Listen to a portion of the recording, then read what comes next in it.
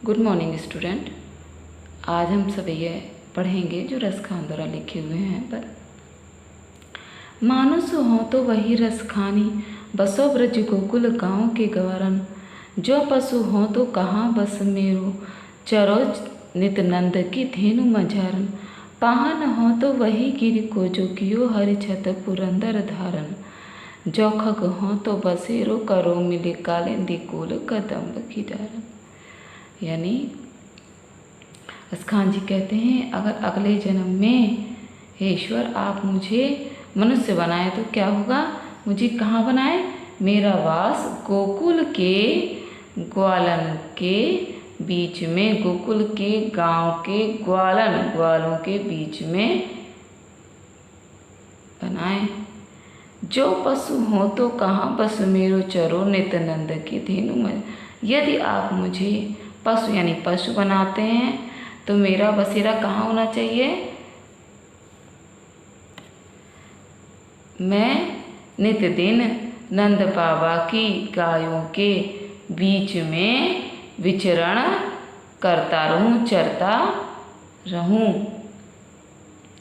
पाहन, अगर आप मुझे पाहन हो तो वही गिर को, यदि आप मुझे पाहन बनाते हैं या पत्थर बनाते हैं तो उसी पर्वत को बनाना, वही गिरी वही पर्वत बनाना जो कि वो हरि छत्रपुर, जो श्री कृष्ण भगवान ने, पुरंदर यानी श्री कृष्ण भगवान ने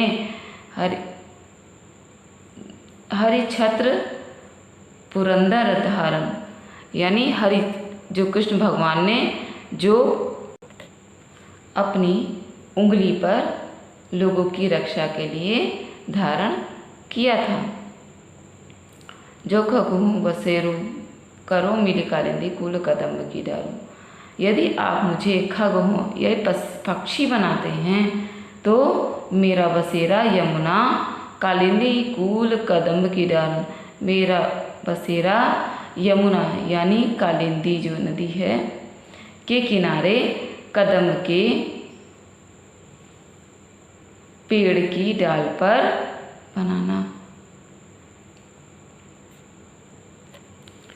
या लकुटी अरु दूसरा सवैया है, या लकुटी अरु कामरिया पर राज तिहु पुरु को तजी डारो।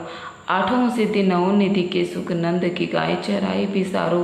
रसखान कबो इन आखिन सौ ब्रज के बन बाग तड़ाग निहारो।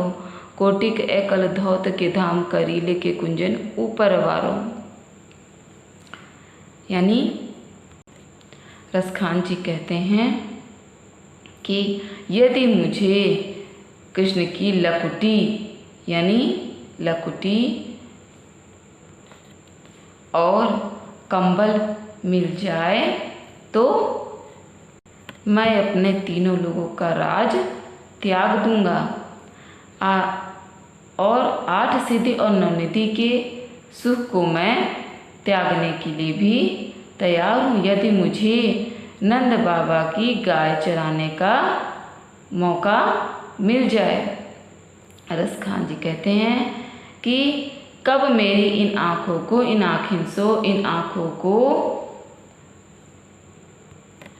ब्रज के वन बाग और तालाब निहारने को या देखने को मिलेंगे। कोटि के एकल धौत के धाम करीले के कुंजन ऊपर वारो। मैं कोटि के करोड़ों सोने से बने धाम को यानी महलों को कांटेदार झाड़ियों के ऊपर, करील के कुंजन यानी कांटेदार झाड़ियों के ऊपर वारने को तैयार हूँ।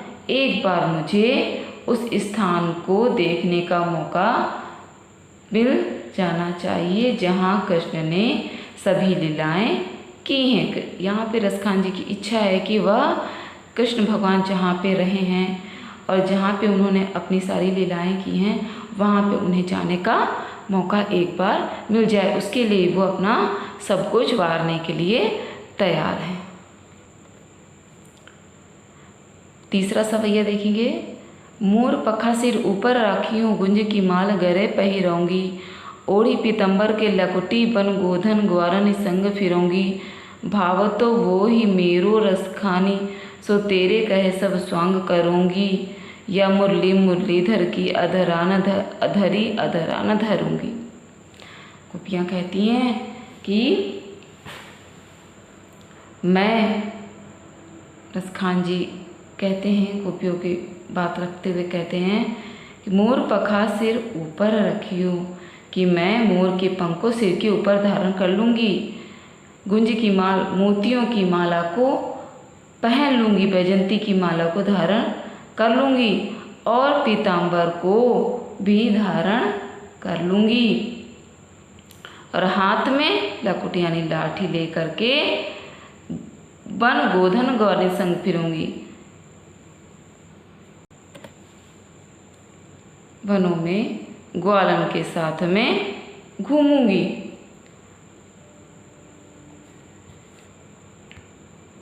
इस काम कहते हैं भावो तो वही, यानी मुझे वही सब अच्छा लगता है जो आप धारण करते हैं, क्योंकि आप मुझे क्या हैं, प्रिय हैं। जो स्वांग आप धारण करते हैं वही मुझे प्रिय है। मैं मुरली धर की न धरी अधरा न धरूंगी, मैं मुरलीधर की, मैं कृष्ण की मुरली को अपने होठों पर धारण नहीं करूंगी, क्योंकि वे मानती हैं कि यह मुरली ही कृष्ण को बहुत अधिक प्रेम है, इसी के कारण वे कृष्ण गोपियों से दूर रहते हैं। चौथा सब यह देखेंगे, काननी दे अंगुरी रहिबो, जब ही मुरली धुनि मंद बजे हैं, मोहनी तानन सो रस खानी अटा चढ़ी गोधन गए हैं, तो गए हैं तेरी कहो सिगरे ब्रज लोगनी, काली को कितनों समझे हैं, मायरी वा मुखरी मुख की मुस्कानी, संहारी न जय हैं न जय हैं न जय हैं। इस समय में रसखान जी कह रहे हैं कि मुरली का जादू हमारे ऊपर कैसा हो जाता है, उसके बारे में कह रहे हैं कि कान में उंगली हम डाल लेंगे जब कृष्ण की मुरली धीमे धीमे ध्वनि में, जबकि मुरली कब बजेगी, धीमे धीमे ध्वनि में बजेगी।